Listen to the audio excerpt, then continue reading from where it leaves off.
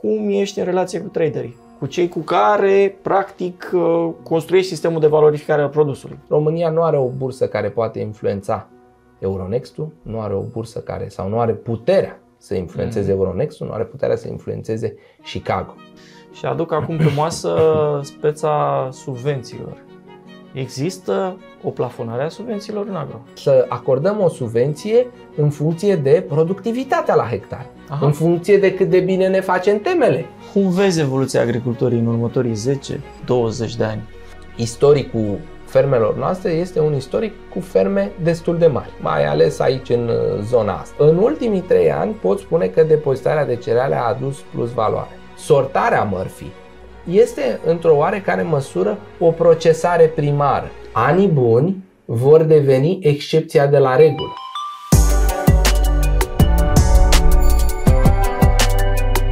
Bine vă regăsim, sunt aici cu Cosmin Iancu, invitatul meu pentru un podcast cu și despre business, dar mai ales despre business în agricultură. Bine te regăsesc, Cosmin! Pentru partea a doua a interviului nostru, așa cum v-am anunțat, vom vorbi despre lucru cu oamenii. Vom atinge un pic puncte de lucru cu angajați, dar nu ne vom opri aici. Vom vorbi despre lucru cu furnizori, despre parteneriate de lungă durată, despre investiții și, de ce nu, despre perspective pentru următorii 10, poate chiar 20 de ani. Acum, făcând o glumă, o să fac, sau zici că sunt la emisiunea lui Denis Rifai, urmează o întrebare roșie. Acum recunosc cinstit că și că ne place și că nu, întrebarea legată de cum stai cu forța de muncă este o întrebare roșie prin natura ei, nu neapărat pentru că te întreb pe tine despre oamenii tăi, cred că e general valabilă. Eu știu că la voi utilaje mai performante înseamnă cumva mai puțini oameni, dar e posibil să fie doar o percepție a mea.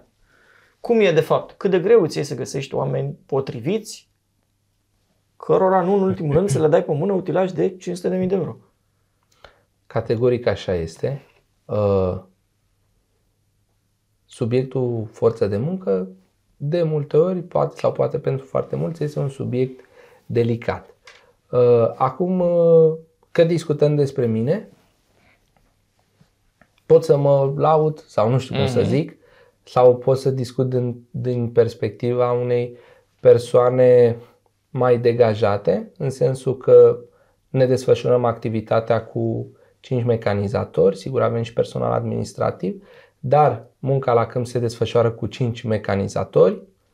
Toți mecanizatorii sunt de când există societatea, ceea ce spune multe lucruri, atât despre noi cât și despre ei. Pot spune că s-a întâmplat acest lucru pentru faptul că de fiecare dată am fost alături de oameni și iată ne întoarcem la prima parte a emisiunii în care spuneam cât de important este să știi să lucrezi cu omul. Că lucrează la tine, că ți este un partener, că de orice natură. Cât de important este să știi să lucrezi cu omul, să-l înțelegi, să-i fii alături, să ai grijă de el, să-l apreciezi și cred că am făcut acest lucru. Am reușit să strâng un colectiv în regulă, am reușit să fiu alături de ei, sigur, în măsura în care s-a putut, că acum întotdeauna ai loc de mai bine, întotdeauna ai loc de mai bine.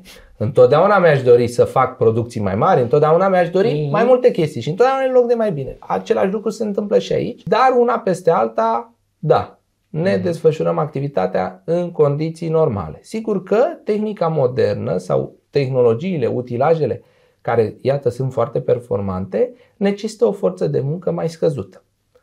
Direcția, sau mai bine spus, trendul, în direcția aceasta merge, în sensul că, da, acolo unde sunt probleme cu forța de muncă, că nu se găsesc oameni, că nu are, că nu contează din orice alt motiv, în direcția asta se va merge. Se vor face investiții în utilaje mai performante, găsești sau trebuie să ai, nu poți să nu ai chiar pe nimeni, deci nu există așa ceva, doar dacă ai tu o problemă, găsești sau ai pe acel cineva pe care îl stimulezi cum știi tu mai bine și atunci poți cu un utilaj mai performant. Uite, iată, discutam și că acum mi-a venit în cap exemplu în care înainte făceam, să zicem, pentru a pregăti terenul 5 lucrări, să spunem. aram, dădeam de 2 ori cu discul, dădeam o dată cu îngrășăminte și abia după aia veneam și semănam. Și în tot acest proces aveam nevoie de mai mulți oameni. Nu poți să faci cu un om toate chestiile astea, mai ales pe 1000 de hectare. Vine un an ca acesta în care faci o investiție într-un tractor cu o semănătoare de genul acesta, că ți-aminteam de acest sistem strip-tip, și printr-o singură lucrare, ai rezolvat? Cu un singur om, ai făcut acest lucru. Ai recoltat și în spatele combinei ai venit cu acest agregat cu care practic ai rezolvat problema. Soluții sunt întotdeauna și alternative. Însă noi ce trebuie să facem este să fim alături de oameni, să-i înțelegem, să-i ajutăm și să găsim întotdeauna calea de mijloc. Adică, cum să spun, ca într-o familie. Divergențe sunt întotdeauna. Poate vor exista și o nemulțumire și o discuție și poate a fost șeful mai recalcitrant, poate a greșit omul că n-a fost atent, a avut o supărare acasă. Important este să discuți și să reușești să găsești calea de mijloc. Așadar, dragilor, dacă vă așteptați la o rețetă magică a lui Cosmin, ea are ingredientele cele mai... Nu e o rețetă magică, e o chestie, nu știu, pe care am făcut-o pentru că așa am simțit. Și am înțeles, acum făcând sau exceptând partea de salariat sau de angajat, ci de toată interacțiunea cu toți oamenii, pentru că mergem mai departe la parteneriate, știu eu, unde valorificăm produsele, de unde ne procurăm inputurile, ajungi la ceea ce înseamnă și de a înțelege cum să relaționezi cu un partener de-al tău. Pentru că, într-un final, angajatul tău îți este un partener. Există o vorbă foarte faină, demonstrată de atâtea și atâtea ori, că angajații pot să ajungă la tine și pentru bani, dar cu siguranță vor pleca de la tine din cauza ta. De la tine n-au plecat, de la voi, că sunt de la începutul dezvoltării. Corect. Data viitoare când vin la tine în fermă, mă duc să-i salut. Că înseamnă că îi găsesc tot pe aceiași pe care de altfel i-am văzut. Deci nu e nicio noutate. Ai atacat puțin mai devreme speța interacțiunii cu ceilalți, printre care traderii sunt vedetele pieței de agro de astăzi, chit că vor, chit că nu vor. O piață dominată de un preț plafonat, după cum ziceam mai înainte, și de niște condiții stabilite extern. Pentru că înainte, când aveam în țară producție mică, cumva lumea se aștepta la un preț mai mare, pe preglajul ăsta de cerere-ofertă, ne-am trezit în ultimii ani că, deși producția e mică, prețul a rămas și el mic. Cum ești în relație cu traderii? Cu cei cu care, practic, construiești sistemul de valorificare a produsului. La 1100 de hectare mă îndoiesc că vinzi la camion, la sac. Prețul, după cum am spus, se formează la bursă. Bursa de la Chicago este bursa care dă tonul în ceea ce înseamnă prețuri la produse. După care, subsecvent, ce se întâmplă la Chicago se răsfrânge asupra bursei de la Paris, bursa de la Euronext. Și automat acest lucru dă tonul în Europa, implicit în portul Constanța. De cele mai multe ori trebuie să înțelegem că România nu contează în toată această ecuație. România nu are o bursă care poate influența Euronext-ul, nu are o bursă care sau nu are puterea să influențeze Euronext-ul, nu are puterea să influențeze Chicago. Și ca să-ți dau un exemplu concret, anul trecut, sau mai bine spus chiar anul acesta, America are o prognoză de porumb de aproximativ 390 de milioane de tone. 390 de milioane. România, într-un an bun, produce undeva în jur de 12-13 milioane.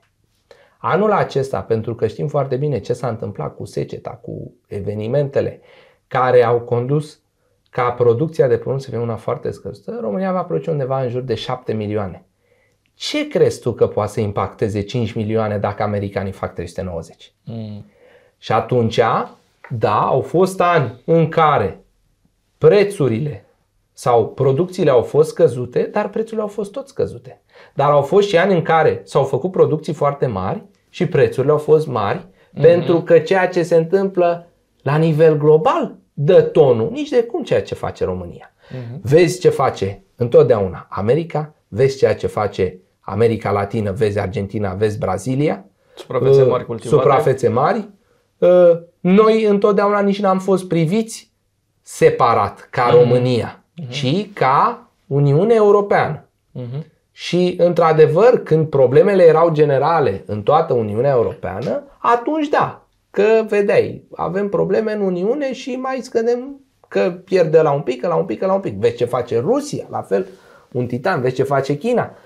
Deci, de cele mai multe ori, România, sau hai să dezmințim acest mit, România sau ce a făcut România a contat fix. Și atunci cum te înțelegi cu traderii? Și vine întrebarea cu traderii. Este foarte important ca și aici să ai un partener de lungă durată, un partener sau un parteneriat serios, bazat pe încredere, bazat pe productivitate, bazat pe a înțelege că pierzi, câștigi, negustor te numești și că în momentul în care am întins mâna și am strâns mâna și am zis azi îți vând 2000 de tone de grâu cu 1 leu și mâine grâul s-a făcut 1,05 leu, asta este. Corect. Chiar dacă nu am semnat cu tine o hârtie, asta este. Trebuie să înțelegi chestia asta. Dacă vrei să ai un partener de lungă durată. Așa... Schimburi de scurtă durată. Să încercăm, să mâine cu ălalt, nu faci treaba. Și o să-ți dau exemplu. Acum 2 ani de zile, în acea isterie cu prețurile, vindeam floarea soarelui. Un partener de-al meu, care se numește Oltina, și nu am de ce să mă ascund, cu care am o relație excepțională, căruia îi vând an de an foarte multă marfă, vine și îmi spune, vrei să vinzi floarea soarelui? Stăm de vorbă înainte să o vinzi. Ok. La momentul recoltatului, floarea era 2,90 lei. Și mă întreabă, ce vrei să faci cu floarea? Vrei să o valorifici acum? Sau aștepți o creștere? Pentru că toată lumea, la momentul ăla, credea că se crește, că, deși prețurile erau la un nivel wow. 2,9 floarea, 3,70 lei rapița, 1,60 lei grâu. Deci niște prețuri wow, care într-adevăr veneau pe fondul conflictului Rusia-Ucraina, pe fondul problemelor COVID și așa mai departe. Erau niște prețuri istorice. Toată lumea nu voia să vândă. Același lucru îl face și Cosmin și spune, nu vreau să vând. Bine, hai să facem o înțelegere. Aduci floarea la mine, stabilim, eu îți dau un preț minim garantat, care este prețul din ziua în care tu recoltezi sau prețul pe care te las să-l fixezi în perioada în care tu recoltezi. În perioada asta de 10 zile, cât este prețul, ăla este cel preț minim garantat. Urmând ca la momentul în care valorificăm această marfă pe care partenerul meu urma să o valorifice, dacă este peste 2,90 lei împărțim frățește, dacă este sub 2,90 lei, tu ți iei 2,90 lei. Mi s-a părut o chestie, zic, bă, e ca și cum țin eu marfa, nu o țin pe costurile mele, țin pe costurile tale, așa, dacă câștigăm, e normal să împărțim, că câștig. Zic, gata, deal done, am bătut palma, livrez 750 de tone de floare, la momentul respectiv, la 2,90 lei. Și după care a început nebunia cu prețurile, care au scăzut. Au scăzut, s-au dus. Până nu ți-am precizat un lucru. Singura mea condiție era să spun nu vii peste o lună sau peste 2 să-mi zici vezi că am nevoie de bani, dăm și mie de acolo sau hai să vindem floarea sau ceva. Când eu hotărăsc să vând, adică el, atunci vând și asta e. Se închide treaba. El avea posibilitatea să facă o licitație, să vândă niște loturi mai mari și atunci și sigur prețul să fie altul. Deci el stabilea momentul de vânzare. El stabilea momentul de vânzare. Și timpul tot a trecut, cerealele au mers la vale, floarea soarelui a avut atunci un moment în care urcase puțin peste 2,90 lei, se dusese până în 3 lei, în fine, ceea ce era nesemnificativ. Iar după acel moment a mers numai în jos. Okay. A trecut timpul, a ajuns, deci făcusem treaba asta undeva în luna august 2022, da?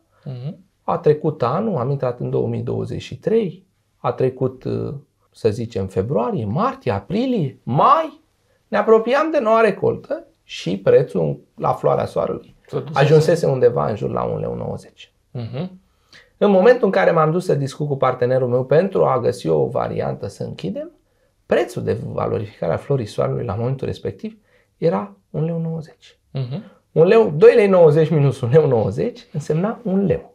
Ori 750 de tone însemna 750.000 de lei. Ca idee diferența. Și acum te întreb pe tine, dacă eu nu aveam un partener stabil, serios, care să putea exonera de hârtii, pentru că erau acolo, putea să invoce orice chestie. Însă răspunsul partenerului meu a fost așa. Cum ne-a fost înțelegerea? Păi atât. Ok, te duci la Fierbinți și facturezi cum am vorbit. Adică cu 2,90 lei.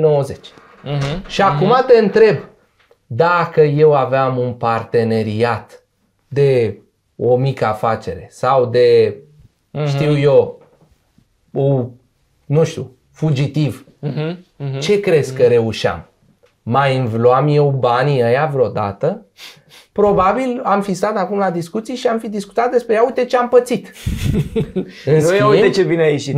Ia uite ce corect a ieșit, pentru că și eu, de-a lungul timpului, în relația asta, că aici voiam să ajung, în relația asta partener, am demonstrat seriozitate, am demonstrat că pot fi un partener care știe să și piardă, care știe să și câștige și care în momentul în care ți-a strâns mâna, ești sigur și de marfă, și de preț, și de ce vrei tu. Despre asta este vorba. Pentru că discuții despre faptul că ăla nu e serios și că a fost nu știu ce și că s-a întâmplat, sunt multe.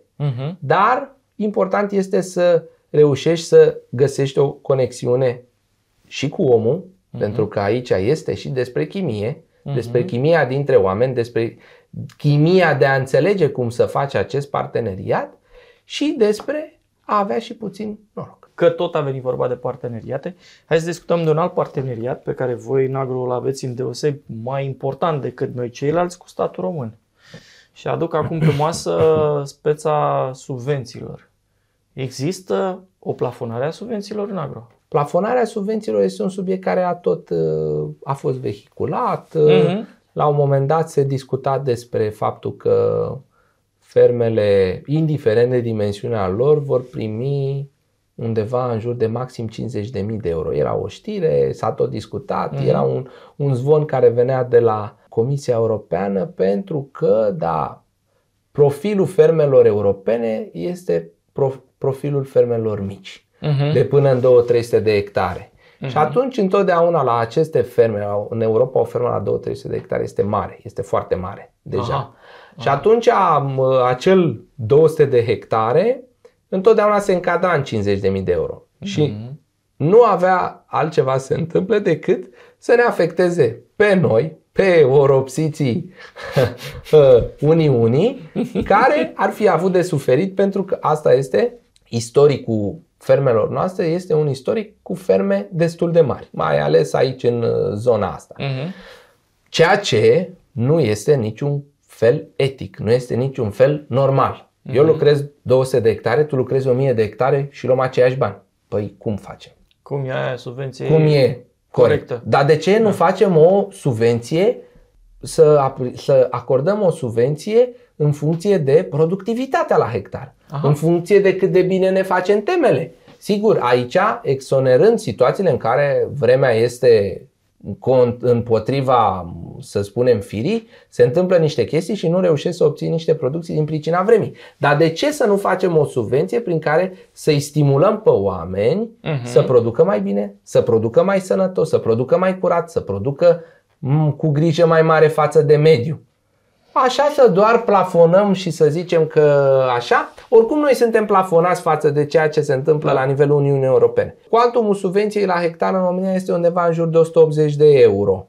Nici nu ne putem compara cu țări precum Franța, Germania, care au cuantumuri, dacă nu chiar duble. Sigur că de-a lungul timpului s-a tot discutat despre o uniformizare a acestor subvenții, care nu s-a întâmplat. Noi acolo ne învârtim în 180, 190, 170. Au fost creșteri de la an la an de 2-3 euro, ceea ce înseamnă nimic, 2-3 euro. Vorbești foarte fain despre subvenție raportată la productivitate.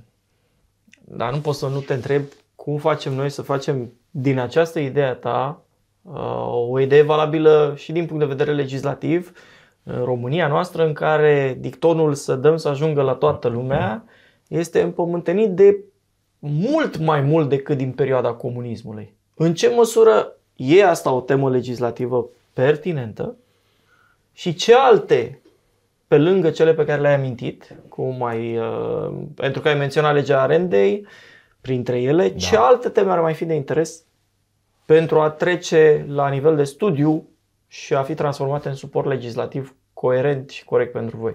Da, la momentul acesta agricultura nu prea beneficia sau uite că stăteam acum și mă gândeam, în afară de această lege a vânzării terenurilor în extravilan care de cele mai multe ori a avantajat fermierul și agricultorul, nu prea am avut așa niște propuneri legislative care să ne încurajeze, să ne ajute. Am avut la un moment dat, dacă ți-aduci bine aminte și voi în construcție, ați avut niște facilități fiscale care au dispărut. Ne-au trecut. Au dispărut, așa. Aminteai foarte bine de ceea ce înseamnă și de importanța irigațiilor, dar până la irigații trebuie clarificate aceste lucruri.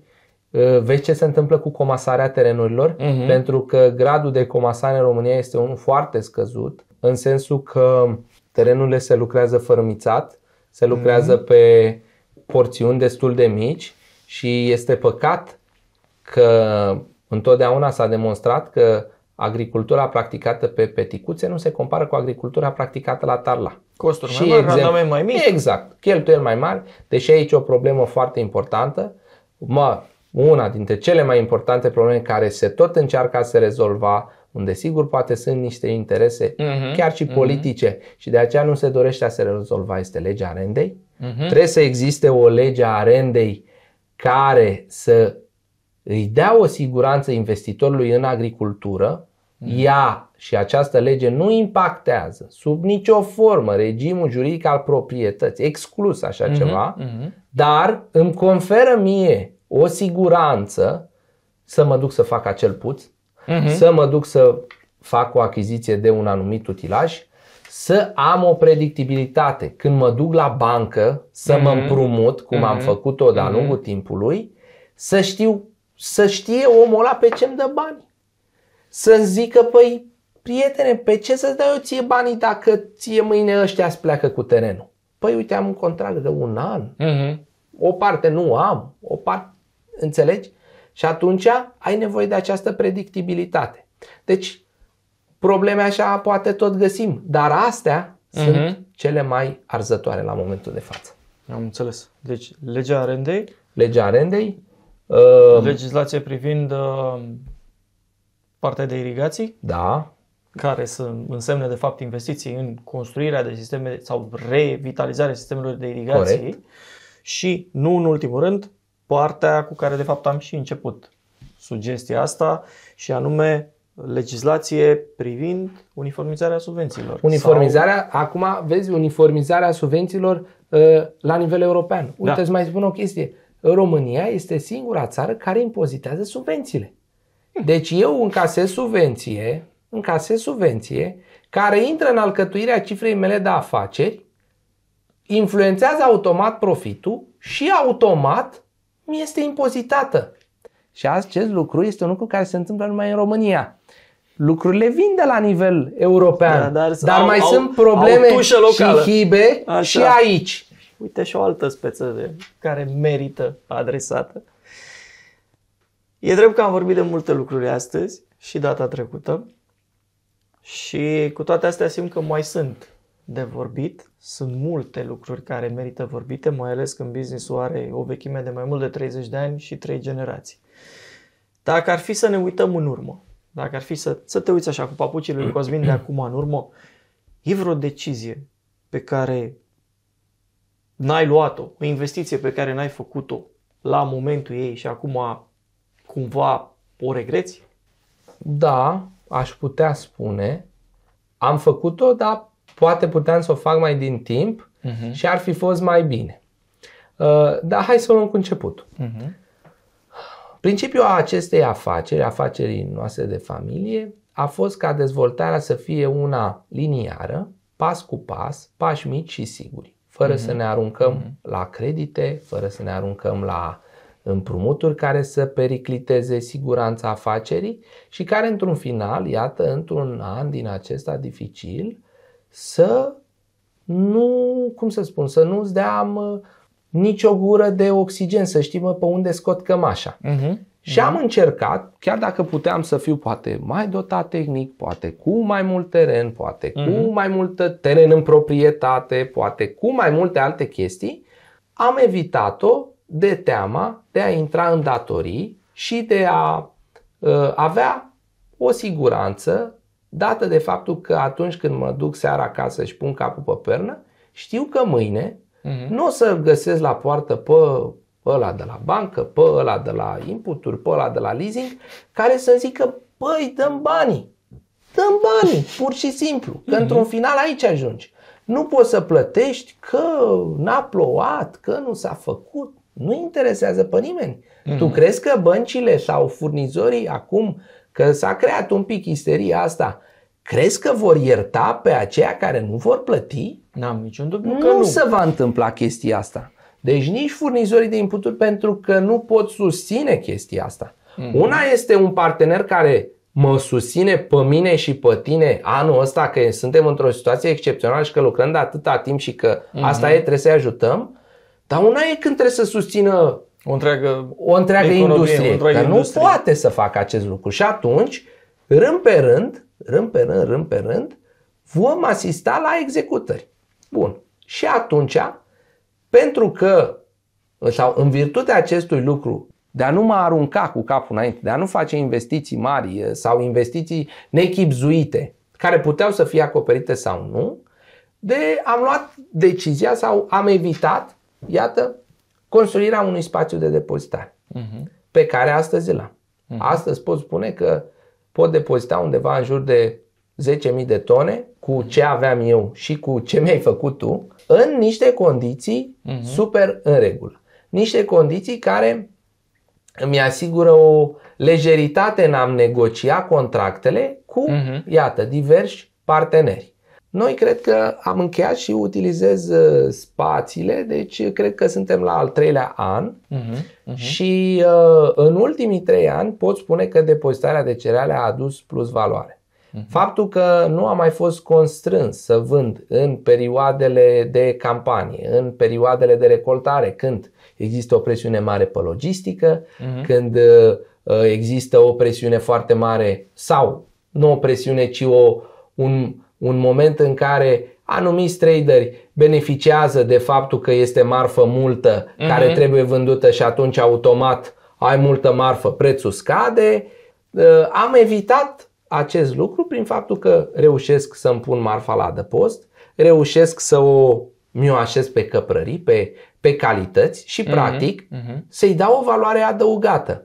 Pentru că și, să spunem, sortarea mărfii este într-o oarecare măsură o procesare primară.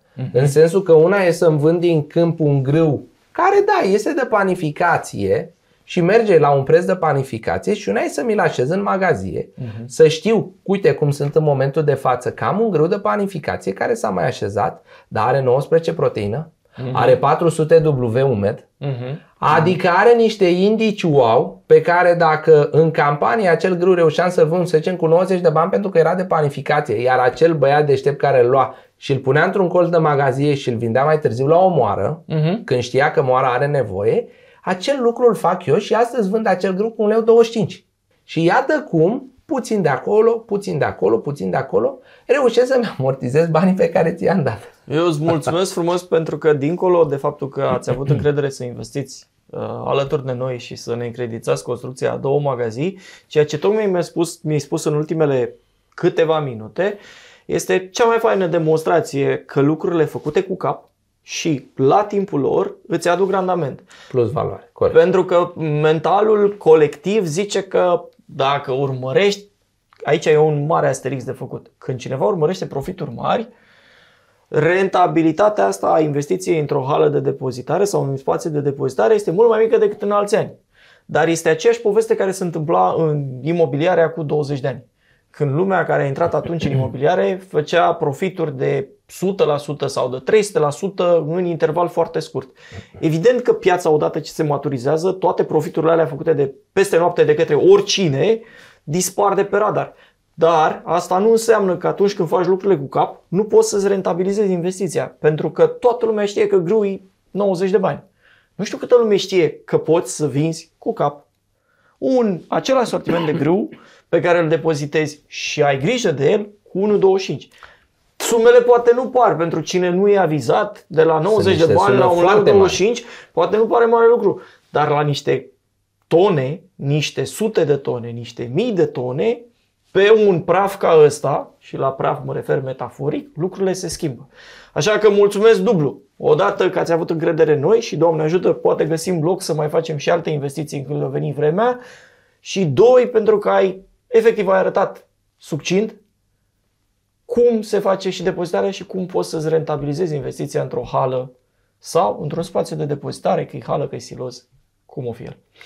Cu siguranță, deci aici voiam să subliniez foarte atent faptul că investiția într-un spațiu de depozitare într-un context din ăsta geopolitic, geoeconomic foarte delicat, poate face și a făcut de-a lungul timpului diferența dintre profit și pierdere. Spuneai că poate pentru mulți diferența asta de preț, nu, CM90 de bani, CM1,20 lei. Pentru cei care nu sunt în temă cu subiectul, poate părea la un 5 tone de grâu la hectar, 300 de lei pe tonă înseamnă 1500 de lei la hectar. 1500 de lei la hectar la o investiție de 4500 de lei, vezi că sunt vreo 30%. Bani pe care ți intră în buzunar. Și bani și chestiile astea, faptul că ai această lejeritate, nu mai lucrezi într-o presiune, pentru că pentru agricultor, în momentul în care vine cel mai important moment și anume recoltatul, tu ești disperat să faci ce faci, să recoltezi, ori ce-ar fi să o duci, chiar dacă o vinzi pe un preț mai mic, chiar dacă o bagi în magazie, chiar idealul e să reușești să-ți o iei din câmp. Și atunci să-ți o pui la adăpost, să stai liniștit și să pândești momente, să pândești necesitatea unui partener de-al tău când îi frige buza, poate face și face, nu că poate face în foarte mulți ani din aceștia cu mult praf, diferența dintre pierdere și câștig. Super! Ai mai atins un subiect pe care chiar vroiam să revenim un pic, pentru că suntem tot la interacțiunea cu oameni, și anume la cum îți construiești rețeaua de suport profesionist.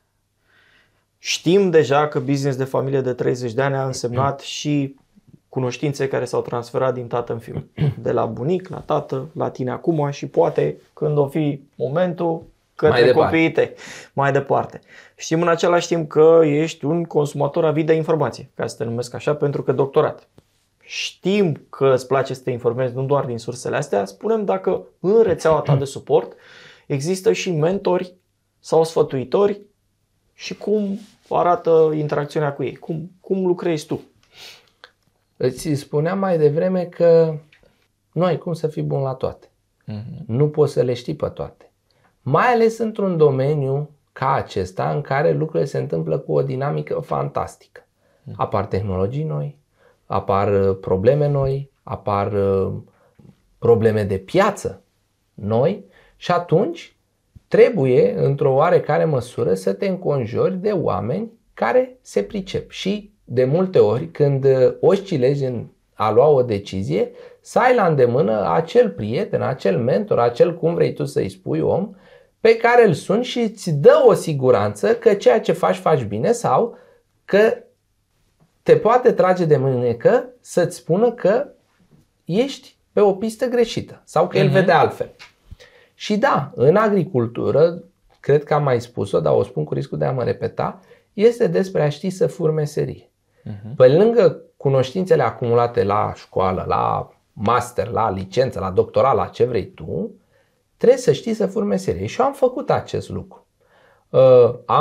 Ți-am spus, pe lângă, să spunem, persoanele din familie, am avut norocul să întâlnesc, să am niște oameni alături cu care să interacționez, de la care am reușit să fur meserie și pe care ți pot denunța. Unul dintre ei, Vicențiu Cremeneanu, pe care îl cunoaștem amândoi. Și pe care îl salutăm. Nu știm dacă o să urmărească, dar îi trimitem salutările noastre. O enciclopedie de informație agricolă. Un om pe care îl suni oricând și îți răspunde la telefon și îți dă un sfat de prețuit. Mergem mai departe. Domnul director tehnic de la Alcedo, Marian Butoianu. O persoană care pe agricultură, pe problemele noastre este excepțional. Este la un nivel foarte, foarte, cum să spun, foarte actualizat, foarte pregătit.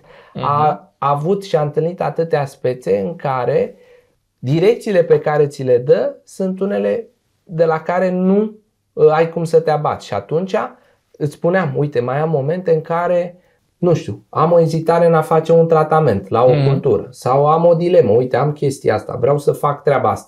Pun mâna pe telefon și îl sun. Domnul inginer, ce părere aveți? Și e mare lucru să ai pe cineva, da, pe care să știi că te poți baza și care să-ți dea acea siguranță că ceea ce faci bine. La fel, uite, discutam despre piața cerealelor. Aici e un domeniu care este foarte greu pentru un fermier, pentru că asta e, baza noastră este producția, noi trebuie să știm să producem, dar trebuie să știi și un pic de contabilitate, că vezi ce se întâmplă cu costuri nechibzuite, cu probleme și ajungi și dai din colț în colț că n-ai de unde să plătești banii, trebuie să știi și un pic de juridic ca să știi cum îți pui lucrurile să fie în regulă, să fie așa, să n-ai probleme cu parteneri, cu furnizori, contracte și așa mai departe. Și bineînțeles trebuie să știi când să vinzi marfa, cum să o vinzi, dacă e un moment bun să vinzi. Și aici îl avem pe prietenul Cezar Gheorghe, care întotdeauna îți dă un sfat, o informație actuală care, da, de cele mai multe ori s-a adeverit să fie așa și care s-a materializat într-o decizie corectă sau nu de a vinde la prețul corect. Adică de a mai stai puțin, că uite avem niște previziuni că se duce în sus sau dă-i drumul acum că sigur se duce în jos și toate chestiile astea coroborate, puse cap la cap, într-un final nu se traduc în altceva decât plus valoare. Cum vezi evoluția agriculturii în următorii 10-20 de ani? E greu. E foarte greu din pricina previziunilor climatice. Vrem, nu vrem, agricultura pe care o trăim, pe care o practicăm la momentul acesta, este o agricultură meteodependentă. Și o spun cu părere de rău. Dar este un fapt real cu care trebuie să ne adaptăm. Eu cred că în anii următori vremea nu va merge într-o direcție bună. Anii buni vor deveni excepția de la regulă. Anii în care făceam aminteam eu agricultura maximului, în care făceam investiție fără rabat la unitatea de suprafață pentru a-i pune plantei, să spunem, sau a crea condițiile prielnice pentru ca acel pământ, ca acea plantă să rodească și să îți confere niște rezultate maxime, nu vor mai exista. Sau dacă le faci cu un risc foarte mare. Degeaba mă duc cu cantitate mare de îngrășăminte, degeaba mă duc cu o sămânță super performantă, degeaba mă duc cu produse fitosanitare super șmechere, dacă, Doamne, spune stop la apă.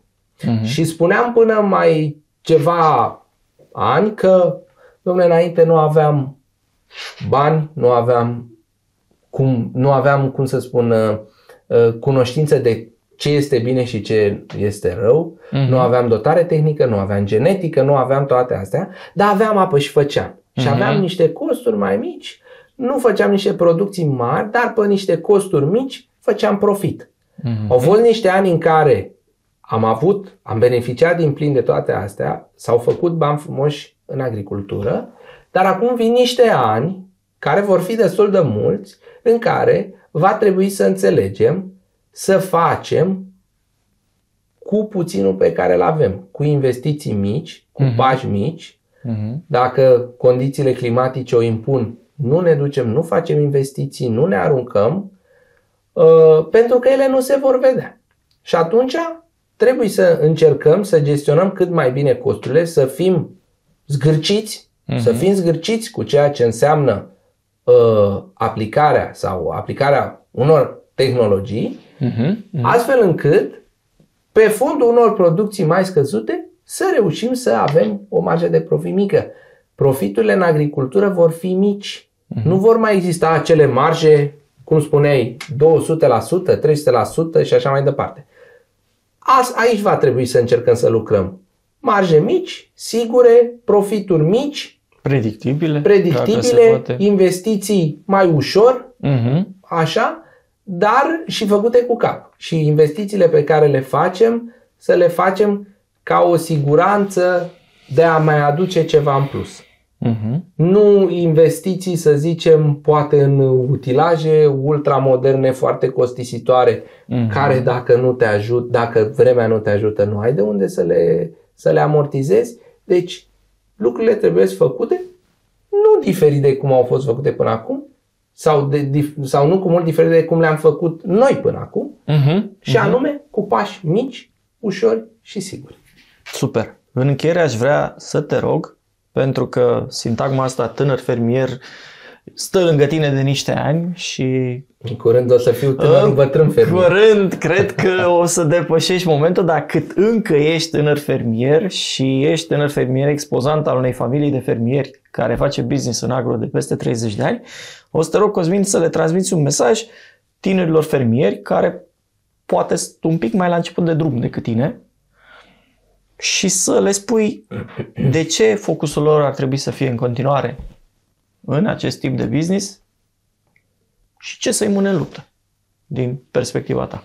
Agricultura, fără să vrem sau fără să, nu știu, fără să credem, va fi un domeniu de viitor. Dacă fără mașină poți să stai, fără ceas poți să stai, fără sacoul ăsta poți să stai, fără papa nu poți să stai. Și atunci, vrei nu vrei, trebuie să înțelegem că acest domeniu va fi unul de viitor. Că nu o să lucreze terenul Cosmin Iancu sau Alex Tudose și o să lucreze altcineva, terenul va fi lucrat. Terenul nu va rămâne nemuncit. Și ar fi păcat acolo unde există, iată, tânăra generație, suflu nou. Când vii cu un suflu nou, se schimbă lucrurile. Ai un apetit mai deschis la ceea ce înseamnă nou, la ceea ce înseamnă chiar și o atenție. Sunt tineri care, că de multe ori avem tendința să asociem tinerețea cu aruncatul cu capul înainte. Nu e așa, eu nu am fost așa. Și cunosc și am prieteni care nu sunt așa și le așează pe hârtie și le sucesc și le așa, pentru că așa trebuie să fie. Spre deosebire de vechea generație, care de multe ori spune, lasă că știu eu, lasă că am făcut eu așa și a fost bine. La noi, la tine, nu mai e așa. Încep și eu cel puțin și mulți din tânăra generație fac treaba asta. Le descos pe hârtie, le așează, le tot, cum să spun, există această sau acest apetit pentru a nu da greș. Dar acest apetit sau sfatul meu cel mai important pentru tineri este să învețe. Să nu meargă pe principiu că, și mă întorc la ce discutam, de ce să te mai duci la facultate? De ce să mai faci școală? Nu. Școala pentru mine a fost ceva wow.